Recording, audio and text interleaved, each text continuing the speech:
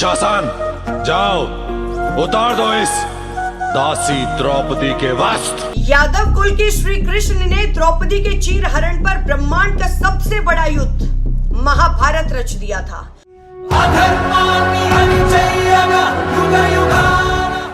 और आज की यदुवंशी अखिलेश यादव अपनी पत्नी डिंपल यादव के अपमान पर कुछ भी नहीं बोल सके। को लग रहा है कि भाई अगर मैं इनके खिलाफ बोलूंगा या डिंपल इनके खिलाफ बोलेंगी तो कहीं ना कहीं मुस्लिम वोट छटकेगा। अब एक एक करके मैं आपको बताऊंगी कि अब तक क्या कुछ हुआ है। अखिलेश यादव अपनी पार्टी के कुछ सांसदों के साथ मिलकर एक मस्जिद में गए। उनके साथ उनकी पत्नी और लोकसभा सांसद डिंपल यादव भी थी। तो उस दिन ये फोटो बहुत ज्यादा चर्चा में रहा कि भाई अखिलेश यादव अपनी पार्टी के कुछ सांसदों के साथ मस्जिद पहुंचे हैं। अब मस्जिद की एक फोटो बहुत ज्यादा वायरल हुई जिसमें डिंपल यादव साड़ी पहने हुए हैं और उनकी पीठ दिखाई दे रही है। और इसी फोटो पर ऑल इंडिया इमाम के अध्यक्ष मौलाना साजिद रशीदी ने लाइव टीवी शो पर बैठकर मर्यादा के बाहर जाकर टिप्पणी कर दी। किस पर? डिंपल यादव पर। वो टिप्पणी जो मैं आपको बोलकर नहीं बता सकती हूँ, तो आप लोग खुद सुनिए। जो मोहतरमा थी डिंपल यादव जी, आप उनकी पीठ का फोटो देख लीजिए, नंगी बैठी है। और तब डिंपल यादव के लिए आपत्तिजनक शब्द कहे तो समाजवादी पार्टी के बड़े बड़े नेताओं ने मौलाना साजिद रशीदी को लेकर कुछ भी नहीं कहा। अगर कुछ कहा तो मौलाना साजिद रशीदी को बचाते हुए कहा ताकि सांप भी मर जाए और लाठी भी ना टूटे। अखिलेश यादव ने तो मौलाना साजिद रशीदी पर कोई टिप्पणी नहीं की। उनकी पार्टी के किसी भी छोटे बड़े नेताओं ने कुछ भी नहीं कहा। अब यूपी के लोगों को ये बात डाइजेस्ट नहीं हो रही है।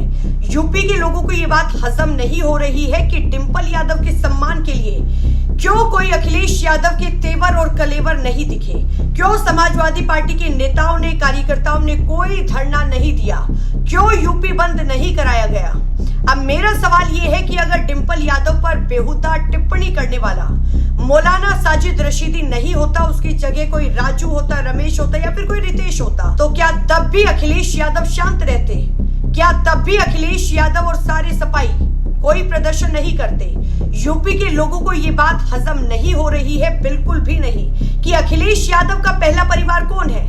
यादव परिवार। और उसी परिवार की प्रथम महिला कौन है? डिंपल यादव। और अभी समाजवादी पार्टी के दो बड़े चेहरे हैं, कौन? अखिलेश यादव और डिंपल यादव। और उसी डिंपल यादव की प्रतिष्ठा के विरुद्ध टिप्पणी की गई है, तब भी पूरी की पूरी समाजवादी पार्टी चुप क्यों है?